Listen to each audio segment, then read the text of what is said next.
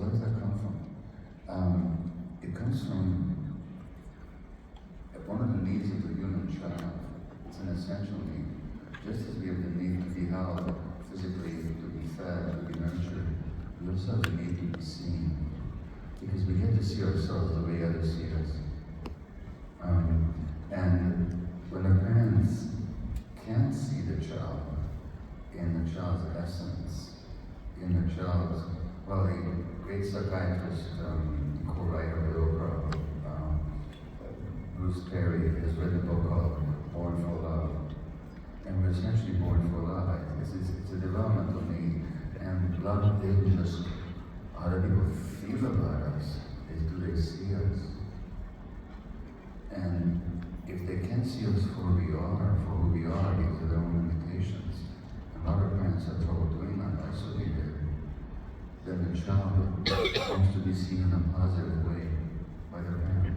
And then they'll change themselves, hide parts of themselves, exaggerate other parts of themselves, basically create an image that they want the other person to see because they can't see the other person. So really it comes from our earliest relationships where we were not seen for who we are. Had we been seen for who we are, we would just accept ourselves and not be so concerned with other people see us. So it goes back to our earliest days in homes where the parents actually love the child. We're not blaming the parent here. We're saying that the parents' own limitations prevent them from seeing the child for exactly who they are. Then the child will mold themselves into whoever the parents want them to be. Well, how do you see someone for who they are and not who you want them to be, who you think they could be, or just the best parts of them? Because what I'm hearing is that's what we end up doing. Yeah, well, that's the key question. And somewhere I heard you say that, I forget where, but I heard you say that people love you, but they may not love you the way you want them to love you. And we actually have trouble loving people the way they need to be loved. We think that love is the feeling that we have for them, and that's certainly true. But it's much more than that. You can have all kinds of loving feeling towards somebody, but be limited by your own traumas from seeing them for who they are. And also a lot of parents in this culture wants their kid to fit in with the culture. Now, that means you have a preconceived idea of who the child should be.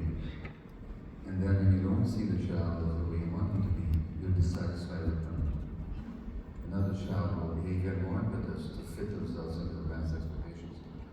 So it comes from this culture's incapacity to see people who they actually are. Yeah, I mean, as I'm listening to you, I'm thinking about just the amount of moments there are in our lives where the person's trauma creates new challenges for us. Yeah. That doesn't get healed, that then gets passed on. How do people in this room, how do we all make sure that we are people where that cycle stops? That we can break that cycle, that we can interrupt that pattern, that we can be the people in our families, the lives of people who have children, even if you don't choose to. How do you become the person that changes that trajectory for your family? At some point, something has to happen for you that causes you to wonder, who am I really? And everything that I manifest and speak and do, is it designed to fit other people's expectations, or does it line up with who I really am? And people get to that point, and that's what they call the midlife crisis, actually. And they always say, whose life am I leading anyway? I certainly went through that, still going through it. 81 years old, I'm still going through a midlife crisis. 26 is all right.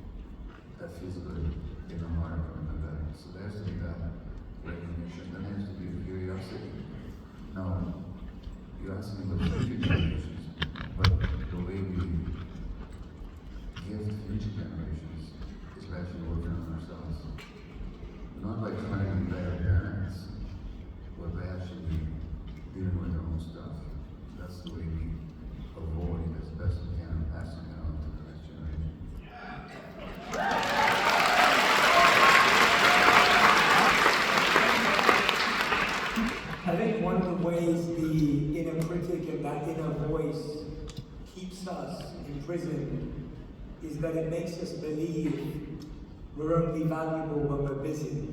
Yeah. We're only valuable if this, right? Fill in the blank. The guy who just starts at 13th tour in 2 weeks, just asks You can't expose me on my own show. Look, I just believe in my wife's in the audience, and she once said to me, buddy, you've written a book called When the Body Says No. You better write one called When the Wife Says No. Precisely for the same reason. That's so good. That's so good. You didn't answer the question. No, I was saying that, yeah, I mean, me included, we definitely have that belief that I am valuable if, and fill in the blank. It could be, I'm only valuable if I'm busy, I'm only valuable if this person says I am, I'm only valuable if I get promoted, I'm only valuable. I know, and we do have this idea that we're only as valuable as how we appear or what we do, but not for who we are. And again, it goes back to very early days, and I've often talked about something my family, a great trauma psychologist, pioneer Peter Levine, said to me a couple of years ago. And Peter's a year or two older than I am. He's done amazing work in the world, one of my mentors. And Peter said, if I ask myself, have I done enough? The answer is very much yes. But if I ask myself the question, am I enough? I still don't know the answer. You know? And in this society, we're very much programmed to identify our value, do what we do. And it's very interesting when I tell people about it, because people will tell me, I'm only as valuable as what I do. And I ask them this question, do you value me? I tell myself as a human being. And they say, yeah, of course. I say, okay, what if, God forbid, tomorrow I had a stroke, and I couldn't speak, and I couldn't move, and I couldn't give anything to anybody? Would you say to me that God, you're worthless? And he said, of course not. I said, then why are you saying it to yourself? Why are you saying to yourself that you're only as valuable as what you do? So that there's this inner concept that I'm only as valuable as what I do or how I show up, with a tremendous lack of self-compassion. Wow. That's one. Yeah,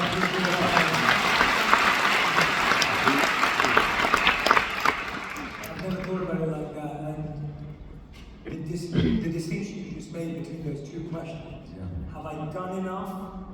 Am I enough? Yeah. How do we learn to give a positive, genuinely true answer to the second one? How do we rewire when the whole world is telling us like what you do is who you are, your title, your followers, your Instagram bio, your right, the whole world is telling us that. How do you kind of begin to re-maneuver how the mind is being programmed? Yeah, well, I can't say that I fully worked it out, but God is more than enough. When I hear your question, one is, would you say to a one-day-old baby who can't do a thing, would you ever say to them when you about them, you're not enough? That's what you would. Then why are you saying that to yourself? So that's the first answer. And then the second answer is, who's even asking?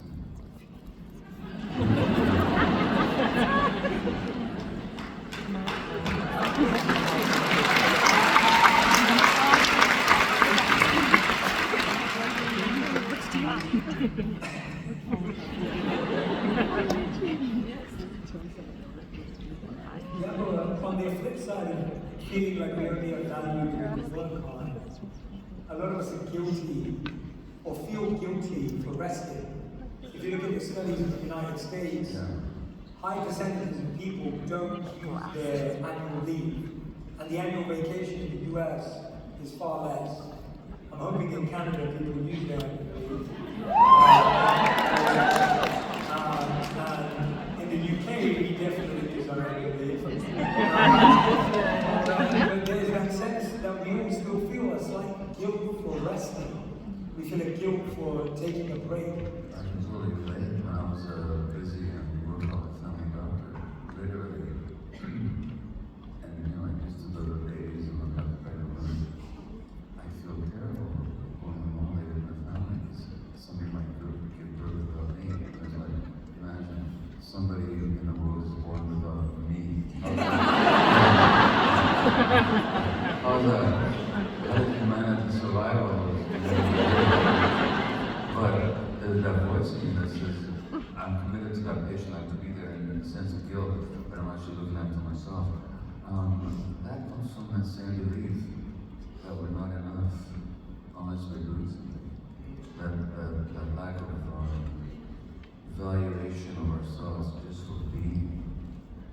Yeah, that resonates so strongly, and so many of us are constantly challenged by it. Walk us through what's actually happening to the brain when we stress ourselves physically or get close to burnout.